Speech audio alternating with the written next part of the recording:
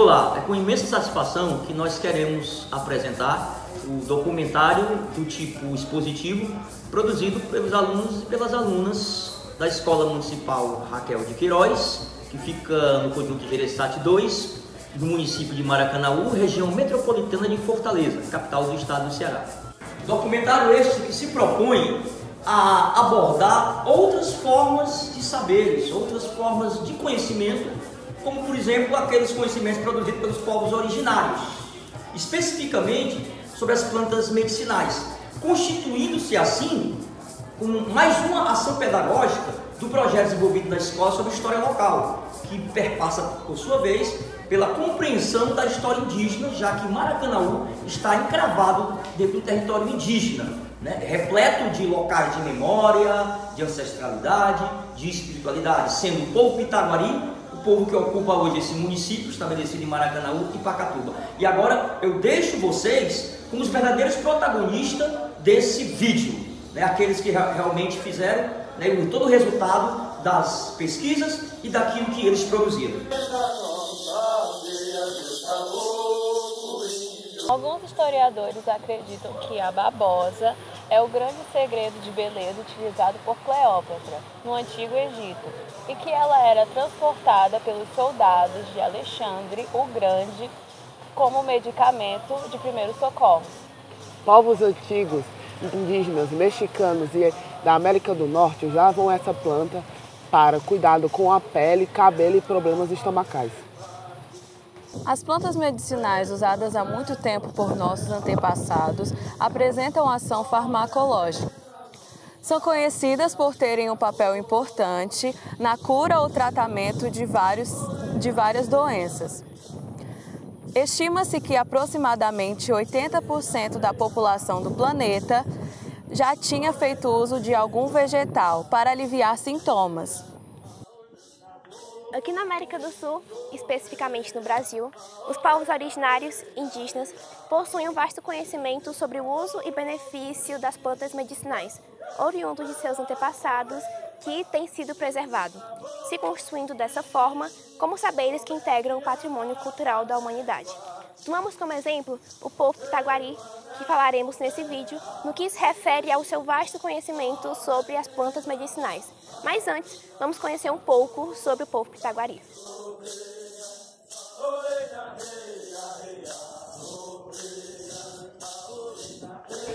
Pitaguari é a autodenominação do povo indígena que vive ao pé da serra entre os municípios cearenses de Maracanaú, Pacatuba e Maranguape. Distando aproximadamente 26 quilômetros de Fortaleza, a terra indígena Pitaguari está situada na região metropolitana da capital cearense, tendo em seus arredores uma área caracterizada pela concentração de indústrias e urbanização crescente. Habitada pelos pitaguaris desde há muito, essa terra é socialmente marcada por uma série de acontecimentos que fundam a memória coletiva de seu povo. Foi nela que os troncos velhos pereceram, deixando suas raízes antigas, assim como é dela que sobrevivem os pitaguaris de hoje. Também consta nos arquivos que, em 1707 e 1718, os índios de Parangaba receberam, por data de Sesmaria, posses de terra na costa da Serra de Sapupara e na Serra de Maranguape, enquanto os índios de Paupina, em 1722, receberam suas terras na Serra de Pacatuba.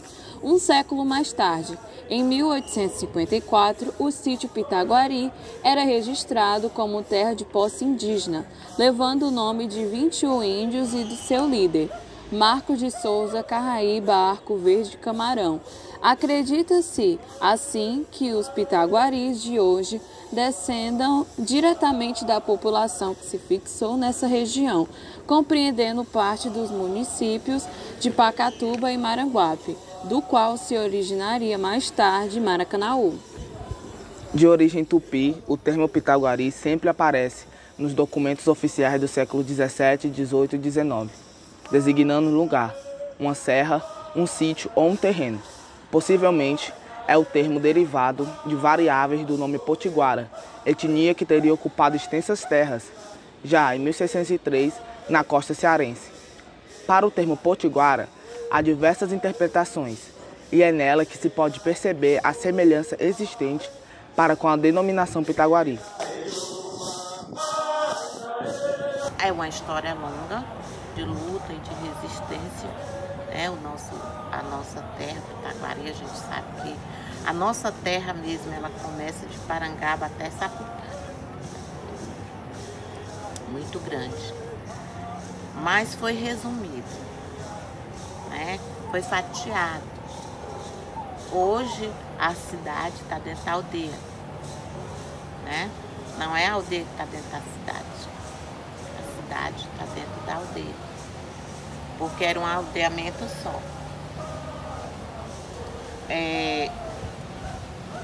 O nosso povo,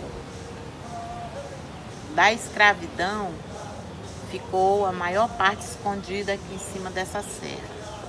Serra do Pitaguari, a Serra da Aratanha, né? Dentro de loca de pedras, né? Em cavernas que tem castelozinho aqui em cima dessa serra.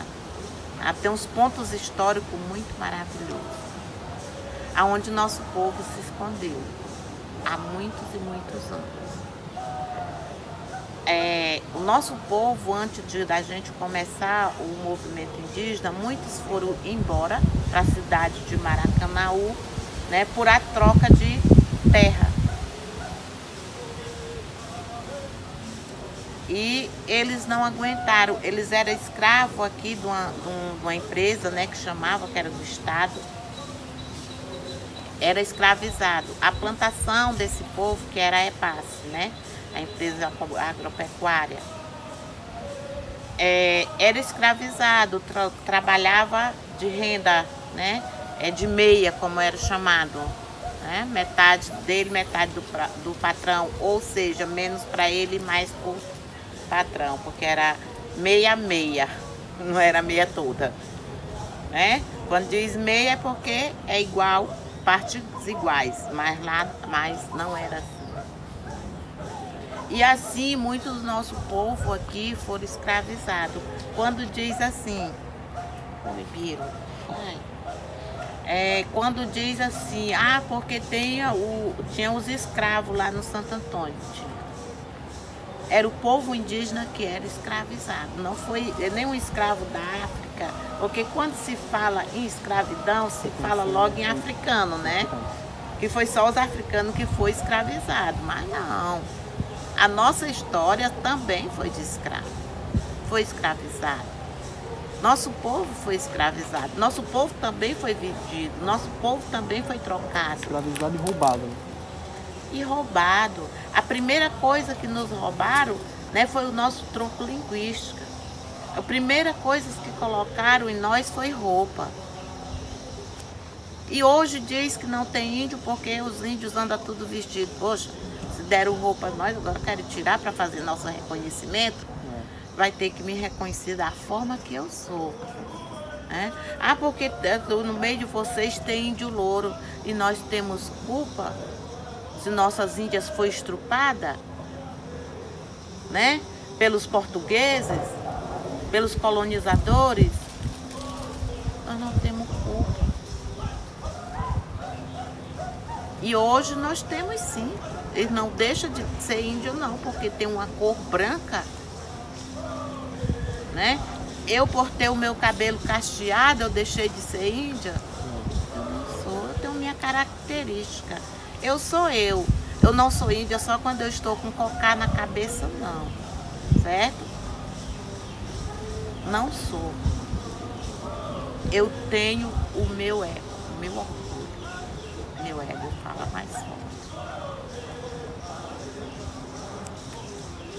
Eu tenho o meu orgulho e eu tenho, certo, o orgulho de dizer, eu sou sim povo originário. Porque índio foi o apelido que colocaram, né? Quando os colonizadores portugueses aqui chegaram, deram esse apelido, porque nós éramos o povo originário, dono desse território. E que hoje nós luta, briga, porque tiraram, né? A maior dor que nós sofremos hoje, né, é a violação dos nossos direitos. Direito nosso, né, que foi violado. É a nossa terra. Ai, por que o índio briga tanto, fala tanto em terra? Poxa, gente, tudo vem da terra. Todo o alimento vem da terra. Você não mora nos ares, sua moradia é na terra. E nós lutamos por ela, não é para mim. É para meus netos, meus bisnetos, que estão aí para chegar, né? O povo da minha comunidade precisa. Então, por que não? Porque antes nós não tínhamos. Ou seja, nós tínhamos, mas eram negados, nós não tínhamos coragem de dizer, porque nós não conhecíamos, né, o direito, nós não conhecíamos essa Constituição Federal, né? Nós não conhecíamos essa lei que nos dava esse direito de ir atrás, né? O Estatuto do Índio, é o que tem lá dentro da Constituição Federal, né? Lá no artigo 231 da Constituição Federal. E aí a gente foi buscar qual é a arma que nós precisávamos. Qual é a arma que vocês precisam para alcançar o objetivo de vocês? Agora eu pergunto. Então, para que nós chegássemos, né, até aqui, nós precisamos estudar bastante, e foi o que nós fizemos. Fomos atrás. Nós fomos atrás, né, da nossa arma, porque nós tínhamos que usar as mesmas armas que os nossos inimigos usam contra nós, que é o conhecimento dos seus direitos, que é estudar. É a única arma, né, que não fere ninguém. É o início da luta do povo. Na verdade, não começou diretamente aqui dentro da aldeia, né, dentro da comunidade, mas sim os idosos, pelo povo tradicional que morava fora da aldeia, lá no Piratininga, né, tinha ido, como eu falei, que tinha ido uma boa parte de gente, né, que não aguentou o sofrimento aqui dentro, né, e foi embora, saiu, deu suas terras e saiu, foram morar no Maracanã. E lá nós temos um amigo, né, que é o professor Alencar, que é o professor de história, muito conhecido.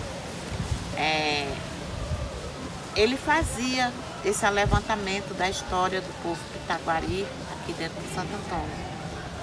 E ele, muito conhecedor da história, de histórias, né, ele foi juntando as peças, né, foi juntando a história, foi juntando as famílias, foi juntando os...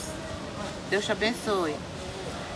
Foi juntando as famílias, né, foi juntando os pontos históricos de dentro da comunidade, né, e foi buscar também o conhecimento dessas pessoas que moravam lá fora. Então juntou o útil ao agradável. E lá começou essas pequenas reuniões, né, com pequenas famílias que moravam lá fora, mas eram as pessoas conhecedoras, né? Foram pessoas que saíram daqui, né, que tinha história plantada aqui.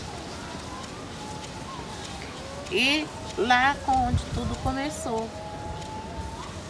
A divulgação, né?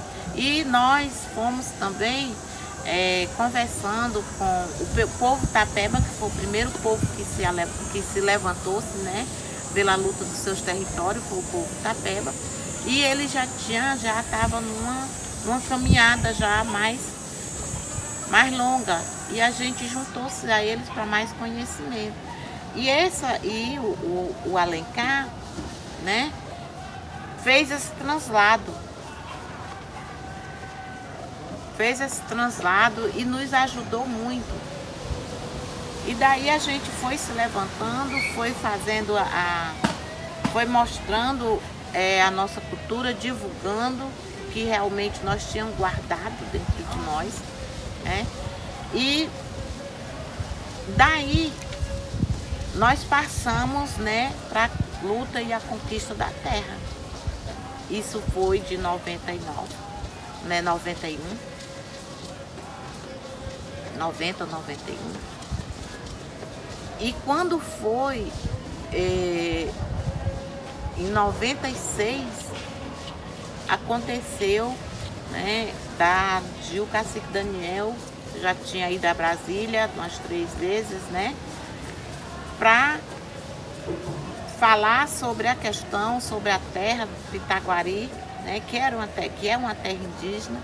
E quando foi em 96, veio um grupo, né, foi 93, veio um grupo de antropólogos fazer o trabalho de antropologia, né, na terra,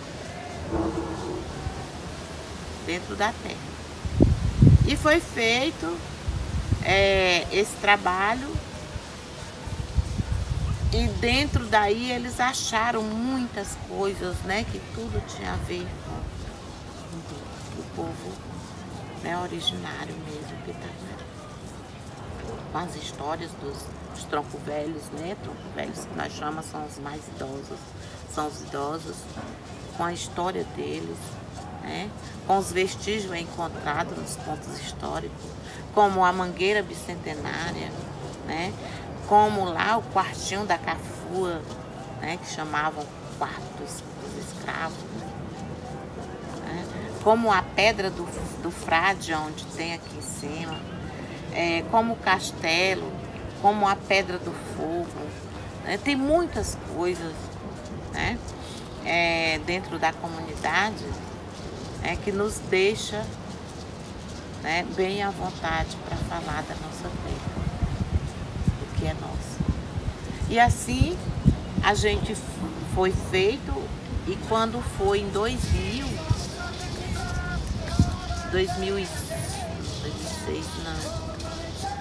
em 2006, aí saiu o relatório, né, de identificação da terra do povo.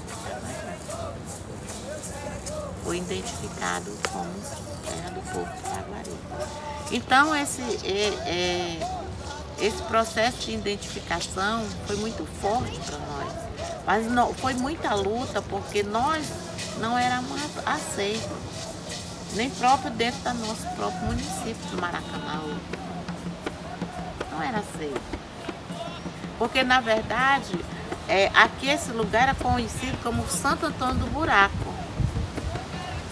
Né? Era conhecido por quê? Porque tem um local lá, que tem a Lapinha, onde tem um buraco, né? Que é uma história onde Santo Antônio se escondia, né, dentro desse buraco.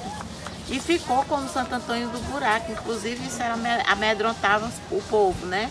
Se você não se comportar, não fizer isso, você vai lá pro buraco do Santo Antônio. E aí o povo achava que era um buraco onde colocava o povo dentro. Mas não era. Mas tinha também a escola de menor, né? Ali onde é o Carneiro de Mendonça, aonde colocava os... Me ajuda, professor? Os menores infratores. Isso.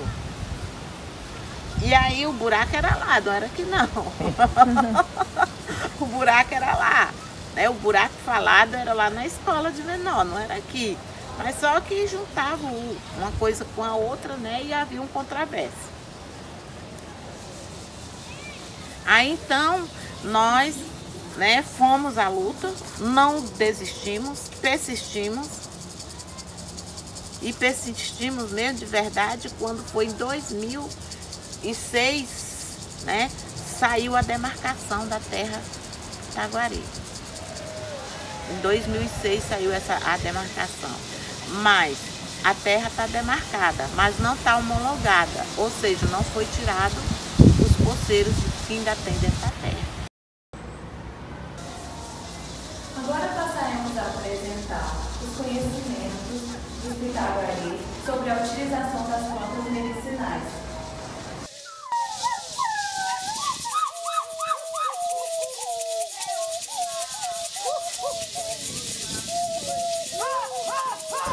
Eu sou Eunice Pitaguari, moro nessa terra aqui e é um prazer, né, estar ajudando vocês nesse processo tão importante que vocês estão fazendo hoje, né? De conhecer a nossa cultura, de conhecer como a gente vive aqui, o que a gente faz, como a gente utiliza as plantas medicinais, as raízes. Isso é um prazer, viu, estar ajudando vocês. Se precisar. Das raízes a gente utiliza sempre elas assim, né? A minha mãe, a minha avó, ela sempre ensinava que a gente tomava água de raiz. O que é água de raiz? Você coloca as raízes, depende do que você está sentindo, dentro de uma vasilha com água e deixa lá e vai tomando. É a água que você toma. Você toma durante 7 dias, 14 dias. Eu passo, é assim, meus irmãos, eles todos conhecem também a medicina tradicional, né, que é as plantas. E meu filho também. Meu filho, ele sentir qualquer coisa, ele não quer saber de remédio de farmácia. Ele diz assim, ó, mãe, faz um chá, faz um mel. Ele diz logo assim, faz um sumo aí pra mim. Ele não tá aí. Agora eu tô fazendo um tratamento com ele, com a mãe de mil. Tá confirmando, né, com a mãe de mil okay. E com a corama, porque ele tá nascendo uns tumores. Uns carocinhos que nasce e ele já tomou um bocado de medicação, já tirou os caroços, mas ele continua aparecendo. Aí ele foi, ainda vai dizendo essa semana, mãe, vê se a senhora faz uma garrafada, alguma coisa que me cure logo disso, que eu não quero esses caroços. Aí eu já comecei o tratamento.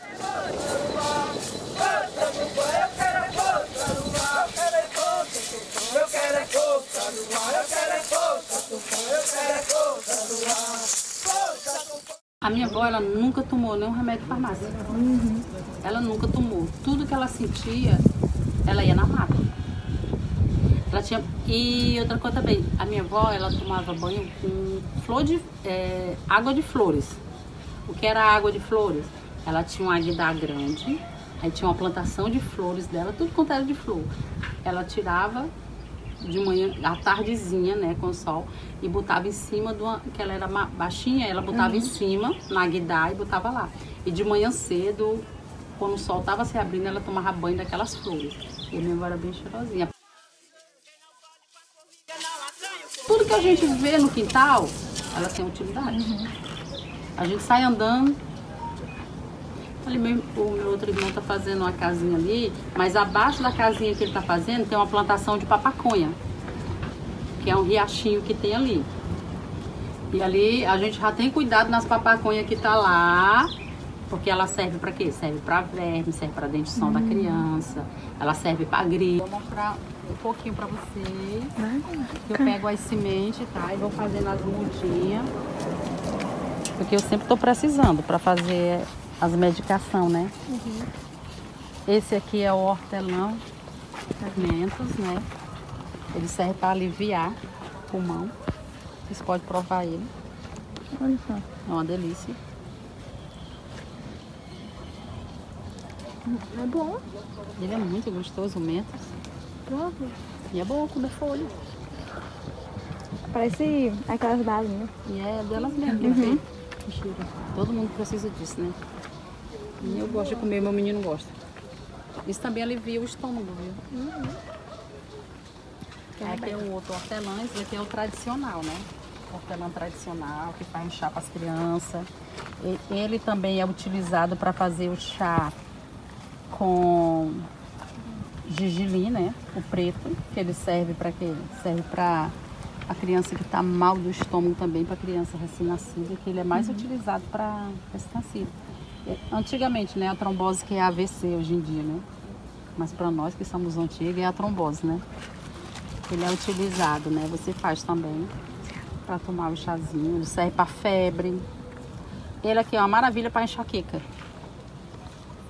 Aqui são as sementes, eu coloquei os nomezinhos, ó. Elas já estão começando a nascer.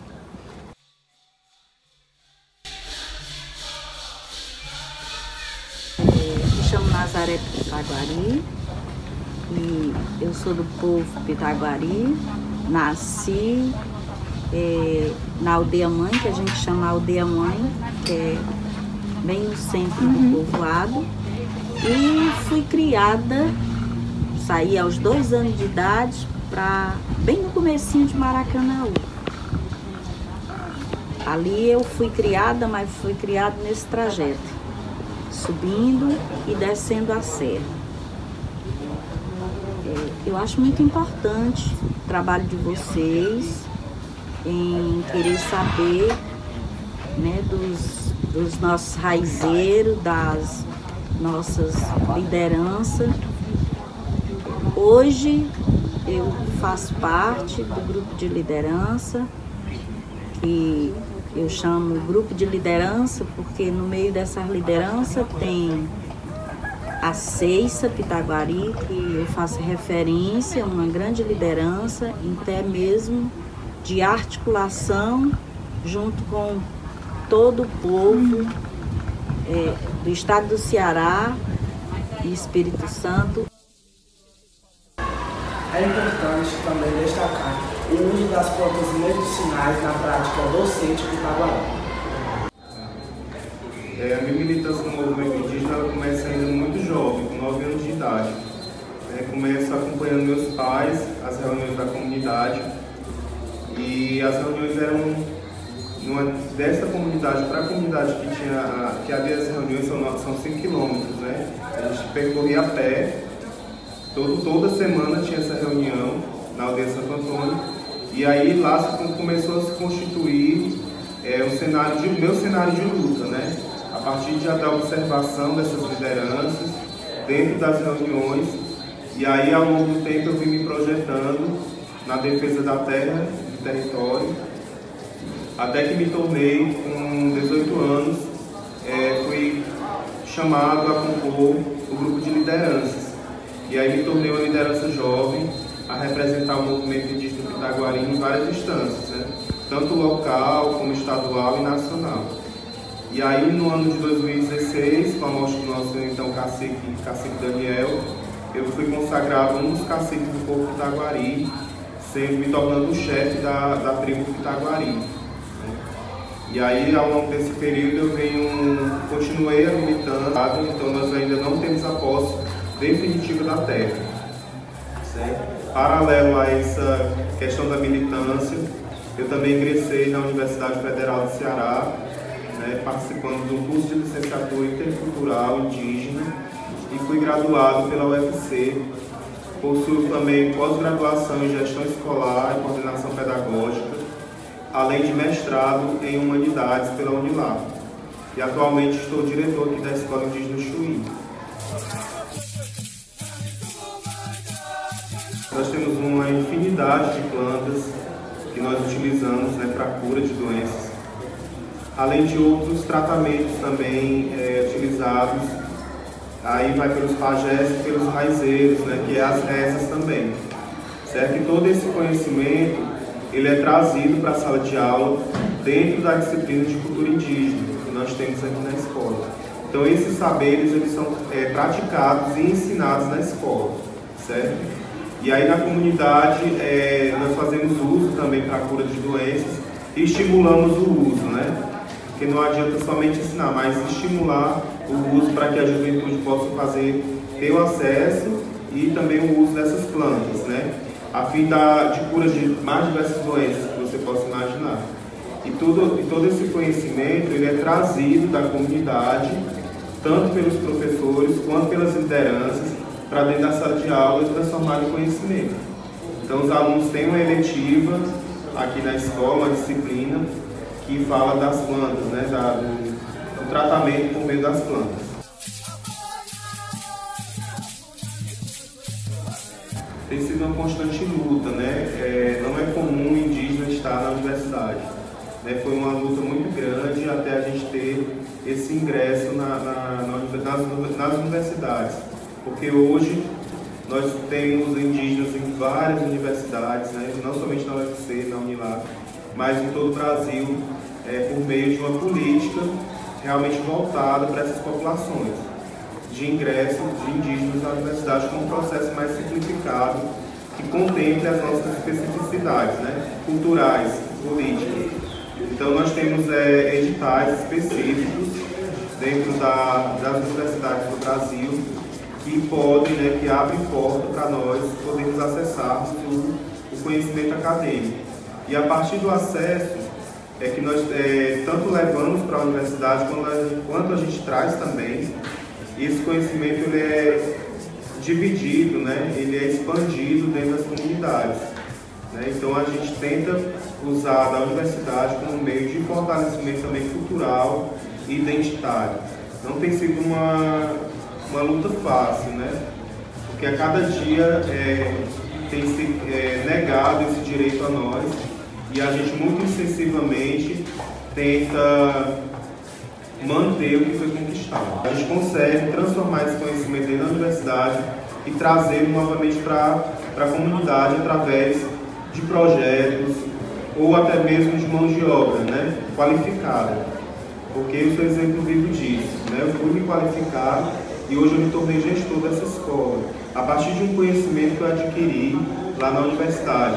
E aí a gente potencializa pessoas que podem assumir esses cargos dentro da própria comunidade. Então, o ganho que se tem é muito grande, porque esse conhecimento ele é dividido com a comunidade.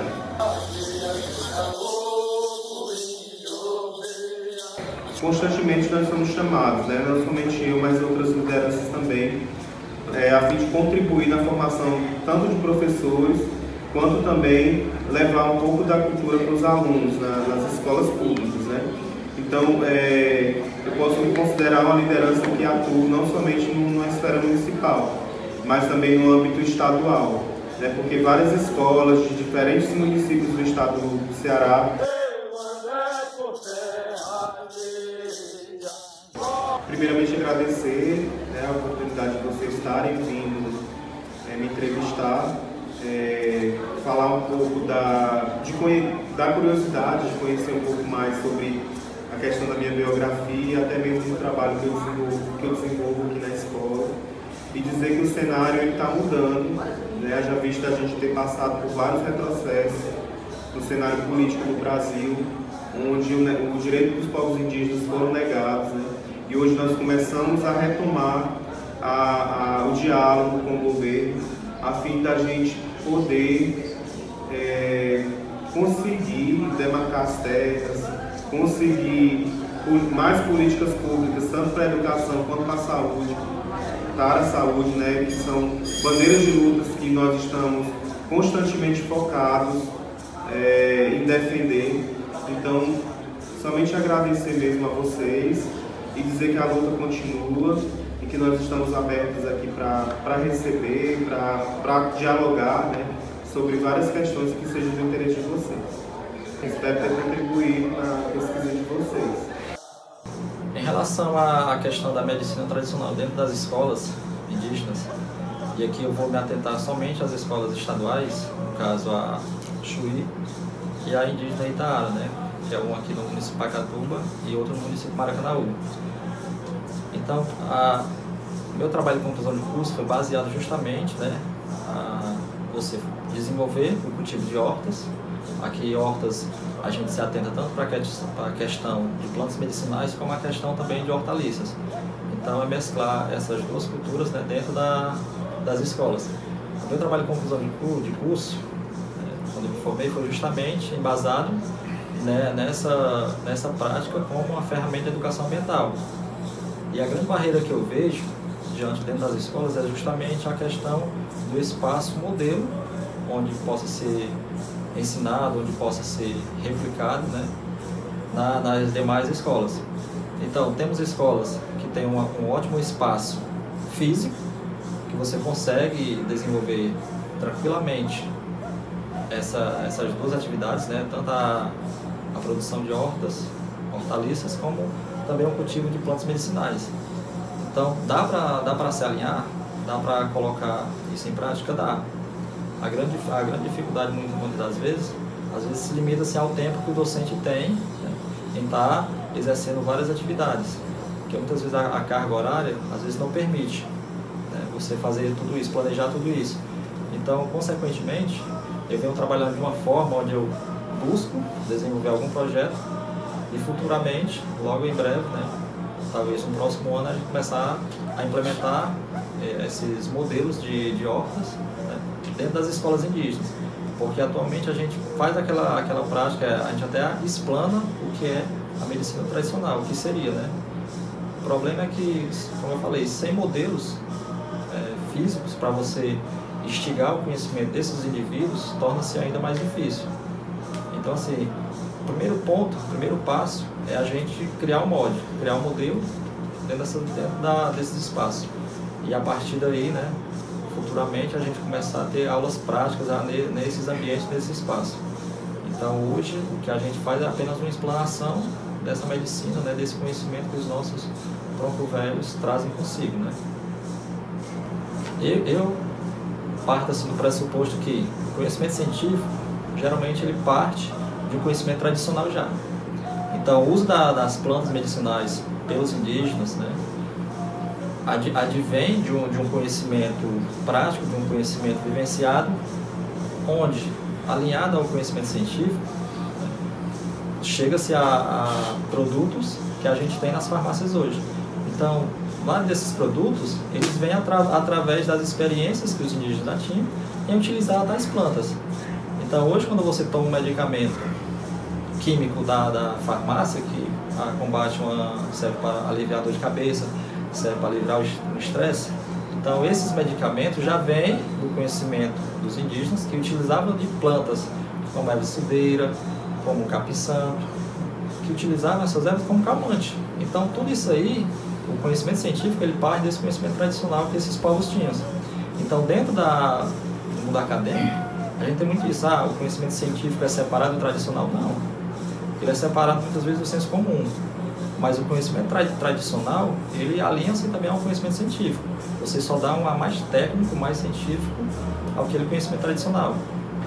E assim, dentro de todo esse contexto, muitas das vezes acaba se esvairando assim, todo esse conhecimento pelo fato de que muitas das vezes ele não é aproveitado como deveria ser. Esse conhecimento tradicional ele não é explorado da forma que as pessoas deveriam assim, explorar, assim, entre aspas, né? Seria, na verdade, assim, você valorizar esse conhecimento e passar justamente para a galera mais jovem. Porque assim, os troncos velhos, né, que são os nossos avós, nossos pais, um dia eles vão falecer, um dia eles vão partir para outro, né? Fazer a passagem. Então, esse conhecimento, se ele não for guardado, se ele não for repassado para outras pessoas, vai, digamos assim, vai ser levado com eles. Então, conhecimento e afeto, ele só é bom quando você consegue passar para as pessoas. Afeto guardado, ele, tipo assim, você não demonstra o carinho que você tem pelos outros. Então, você tem que demonstrar afeto, então, o seu conhecimento também você tem que repassar. O conhecimento guardado, ele não te leva a lugar nenhum, só serve para ti.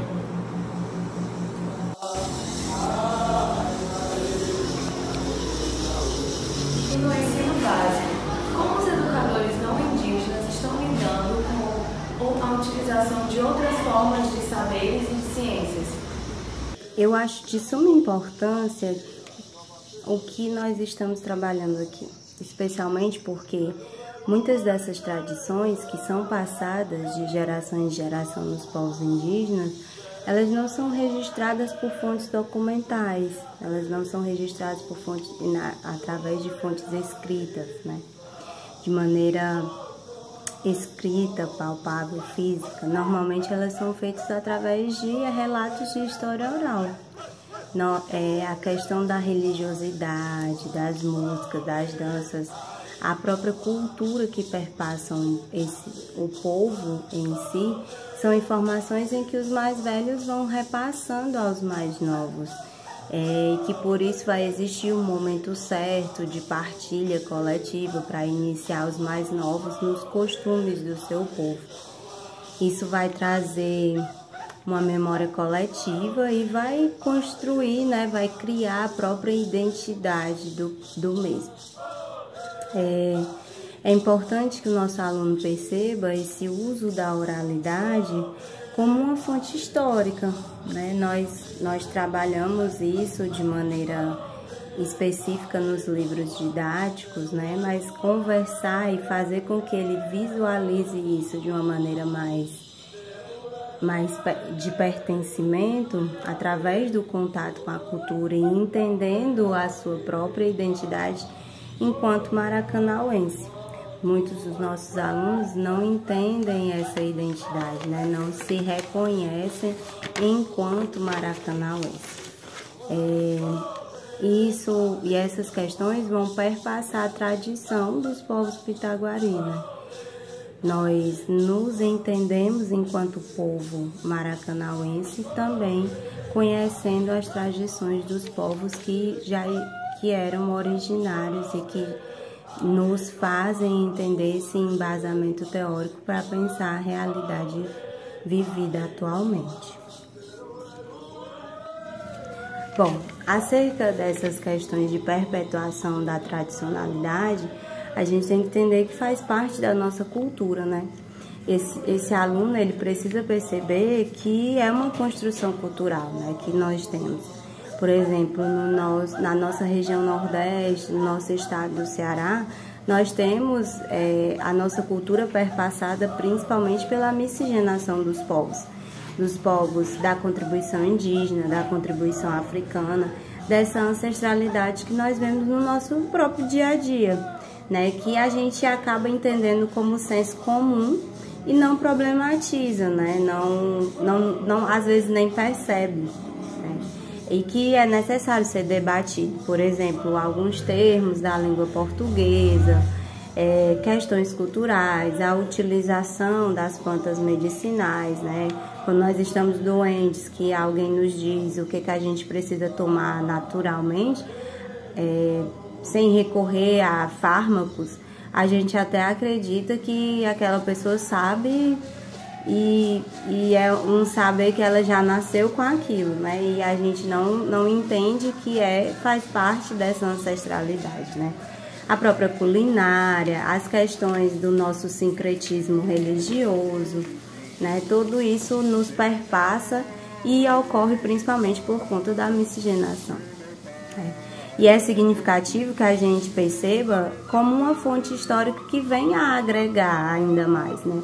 Que vem a nos trazer um maior conhecimento, né? E que esses alunos, eles podem se referenciar e entender que esses saberes, eles são construídos também por eles, né? Pelas diferentes formas de representação da sociedade, saber que as suas vivências enquanto sujeitos constroem essa fonte histórica, que é repassada pelos membros da sua família ou comunidade mais velhos, e que através disso eles vão construindo a sua própria história e fazendo a sua aprendizagem ser significativa e emancipatória ao mesmo tempo, que é o que nós queremos, principalmente alunos mais críticos, né? Alunos que entendam a sua história e que façam ela valer a pena. Como será que as universidades veem as outras formas de conhecimento de saberes que não estão contemplados nos seus currículos acadêmicos oficiais? Eurocentrismo é uma perspectiva ideológica que entende que o centro da história política e o centro da história cultural, de forma geral, está situado no continente europeu. Claro, sendo uma perspectiva ideológica que centraliza a história do mundo no continente europeu, ela tem a ver com as próprias criações ideológicas dos europeus em determinados períodos da nossa história. Isso tem a ver, em grande parte, com os processos de colonização moderna que foram direcionados para o mundo através da Europa. Uma das justificativas ideológicas para o processo de colonização é de que os europeus estavam levando a civilização, levando o cristianismo e levando uma forma superior de conhecimento para os outros povos no entorno do mundo, tanto aqui para o continente americano, como também para o continente asiático e para o continente africano. Essa perspectiva, é claro, acaba desconsiderando, ignorando outras formas de saber, essas formas de saber que são encontradas ao longo desse processo de colonização e que, diga-se de passagem, são extremamente importantes para a constituição histórica e social desses diferentes povos. porque são formas de saberes que orientaram e continuam orientando a presença desses povos nos diferentes continentes do mundo. Por exemplo, aqui no continente americano, a gente tem uma longa história de pelo menos 12 mil anos de ocupação, sendo que há datações para períodos até maiores, mas que de qualquer maneira indicam uma forma de estar no mundo, uma forma de estar presente no continente americano, que certamente, sem nenhuma dúvida, implica na produção de uma série de conhecimentos sobre a natureza, sobre o território, sobre o mundo da biologia, o mundo da física de maneira geral, tá? E, claro, sobre a sua própria constituição histórica.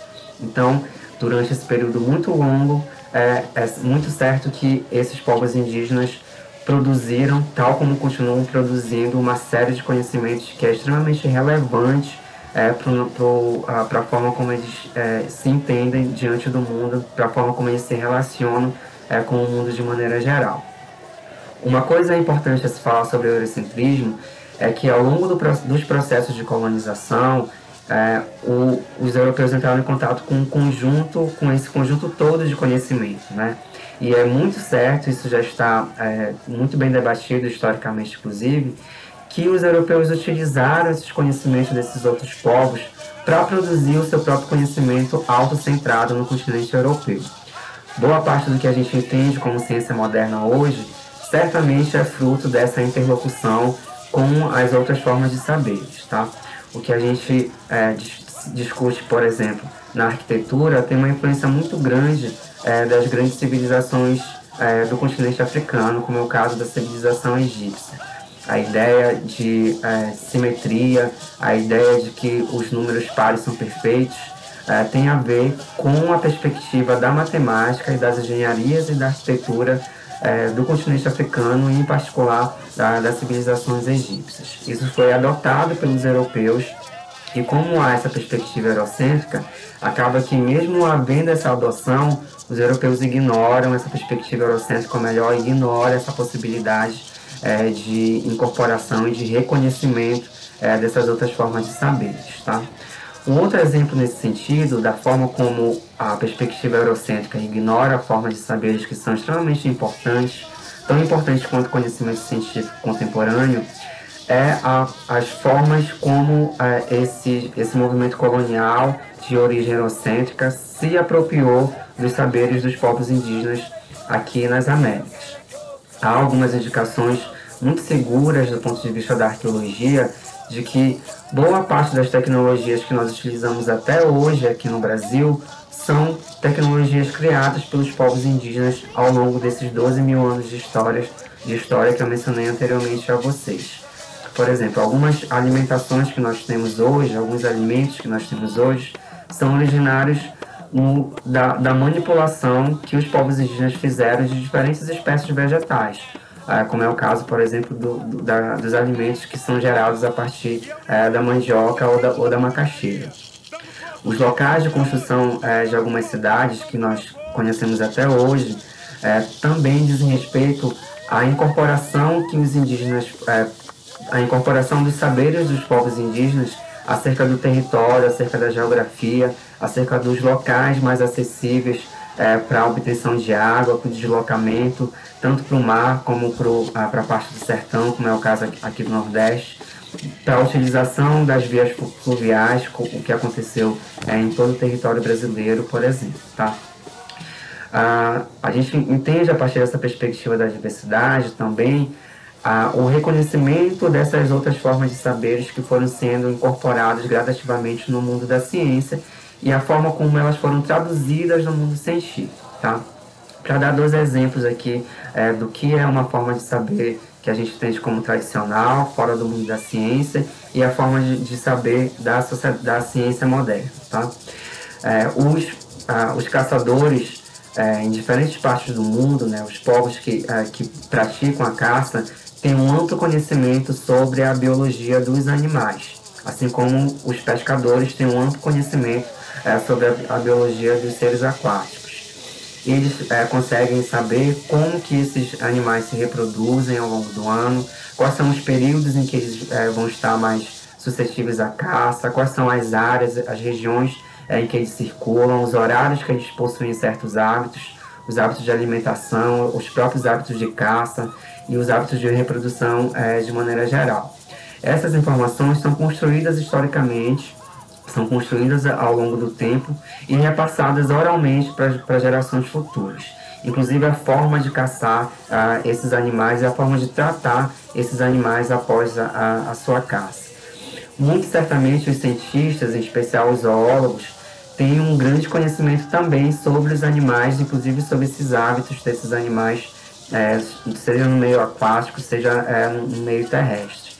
A diferença essencial entre um e outro é que o caçador efetiva esse conhecimento, constrói esse conhecimento através da prática, através do que um antropólogo francês chamado Lévi-Strauss chama de ciência do concreto. Enquanto que o pesquisador do mundo científico, do mundo da academia, vai construir esse conhecimento a partir de um conjunto de observações que geram abstrações, que geram os nossos conceitos, as nossas descrições, que formulam as nossas teorias sobre o comportamento dos animais, por exemplo. Enquanto que para um caçador é importante estar ativo no ato da caça, para o cientista o mais importante é estar ativo no exercício da pesquisa, que pode ser realizado inclusive em ambientes muito distantes de onde aquele animal vive, né? Então o cientista consegue estudar determinados animais a partir de coleções zoológicas que existem em diferentes instituições. Ele consegue estudar a partir da internet, de livros, de artigos, sem necessariamente estar lá na floresta, sem necessariamente pesquisar os animais aquáticos diretamente nos seus habitats de origem. Tá? Um outro exemplo muito importante é a relação que a gente pode pensar entre os botânicos, as pessoas que pesquisam a botânica, e as herveiras, por exemplo. Né? Assim como os caçadores, as herveiras produzem conhecimento a partir do exercício prático de manipulação das ervas.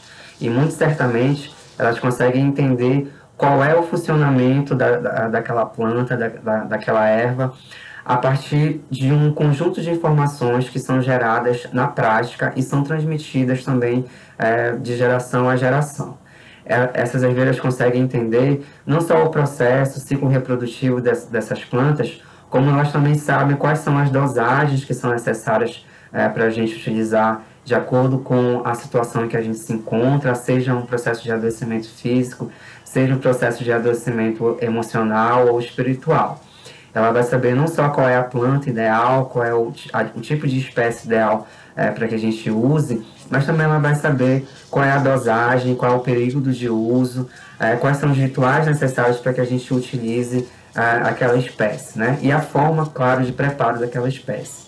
O pessoal da botânica, em particular aqueles que são associados à indústria farmacêutica ou à bioquímica, vão entender também que as plantas possuem um ciclo, né? E vão conseguir descrever esse ciclo a partir de um conjunto de observações. A partir disso também eles conseguem isolar determinados elementos que eles vão entender que serão úteis para o tratamento de algumas enfermidades, para a produção de alguns tipos de medicação. Tudo isso pode ser realizado, novamente, em laboratório, a partir não só da observação, mas a partir também da testagem. É claro que existem pesquisadores que estão em campo, né, como é o caso também dos botânicos, como é o caso dos zoólogos, como é o caso dos arqueólogos, por exemplo, né, que vão a campo, mas ainda assim o nosso conjunto de observações que a gente realiza em campo é a partir desse grande olhar aí do mundo da ciência, que possui esse entendimento de que a observação leva à produção de conhecimento teórico, tá? Obviamente o conhecimento que vai ser aplicado, que tem uma função prática, mas ainda assim que é gerado a partir de uma possibilidade de reflexão que vai dessa relação entre a observação e a criação de teoria a partir do método científico. E os cientistas que estão em processo de formação, eles são conhecedores, eles são produtores de conhecimento, mas eles não estão numa posição superior às outras formas de conhecimento. A gente tem que afirmar, inclusive, que boa parte do que a gente entende no nosso mundo, no nosso entorno, tem muito a ver com essas outras formas de conhecimento também, né? As nossas interdições alimentares, o que a gente pode comer associado a outra comida, os horários que a gente pode comer, em grande parte está associado a essa ideia de que existem regras que são repassadas também oralmente. As nossas mães, os nossos pais nos ensinam sobre esses horários, sobre esses alimentos. E não necessariamente a gente utiliza as informações científicas todos os dias, em todas as nossas refeições, para realizar essas escolhas, tá? Ou seja, a gente está envolvido aí num conjunto de saberes que não é simplesmente aqueles saberes científicos. Ainda assim, para finalizar, eu gostaria de destacar que é muito importante que nesse atual contexto que a gente vive, em que a ciência está sendo cada vez mais rejeitada, negada pelos negacionistas científicos, é importante que a gente também destaque a importância do conhecimento científico. Isso é relevante para que a gente se aproxime cada vez mais dos outros saberes, para que a gente se aproxime cada vez mais das pessoas e forneça as informações que são validadas pelo mundo científico, que são produzidas a partir desse rigor científico, que possam orientar as pessoas nas suas tomadas de decisão. Mas ainda assim a gente precisa pensar essa ciência a partir dessa possibilidade de diálogo constante com a diversidade de entendimentos de mundo que existe, com a diversidade de saberes que existe nas nossas sociedades. Porque isso, além de outras coisas, possibilita com que a gente traga para o mundo da universidade esses saberes, os saberes indígenas, os saberes quilombolas, os saberes das herveiras, das parteiras, dos caçadores, porque isso é uma forma da gente também ampliar o nosso entendimento de mundo, da gente conseguir entender como é que diferentes povos, diferentes perspectivas de mundo se constituem, se organizam, e com isso a gente consegue ter uma coisa que também é essencial no mundo da ciência, que a gente chama de erudição, né? Que é quanto mais informação a gente tiver, informações que têm fontes diferentes, que têm origens diferentes, melhor é a nossa capacidade de entender a nossa pesquisa, melhor é a nossa capacidade de a gente produzir conhecimento. E um conhecimento produzido em diálogo certamente vai gerar uma ampliação muito maior da recepção desses produtos científicos na sociedade. Como vocês puderam ver ao longo desse vídeo, é importante considerar outras formas de saberes e conhecimentos para além do fazer científico ocidental moderno. Os povos originários e tradicionais contribuem imensamente para conhecimentos ancestrais e práticos. Por esse motivo, resolvemos pesquisar e apresentar o uso das plantas medicinais na cura do povo Cabari, onde podemos aprender um pouco mais sobre os saberes ancestrais a partir da flora local, revelando por trás deles toda uma história, uma memória, uma cultura de um grupo étnico que faz parte da história de Maracanaú. É importante destacar a necessidade de inserir isso no currículo do ensino básico e do ensino superior, que é onde se formam os profissionais da educação. Esses novos saberes, muitas vezes, são discriminados e inferiorizados pela ciência. Considerado pelo eurocentrismo uma ciência legítima e genuína, disponibiliza o estudo holístico, ou seja, estudar os fenômenos e os acontecimentos, sejam elas de forma cultural ou social, de forma global.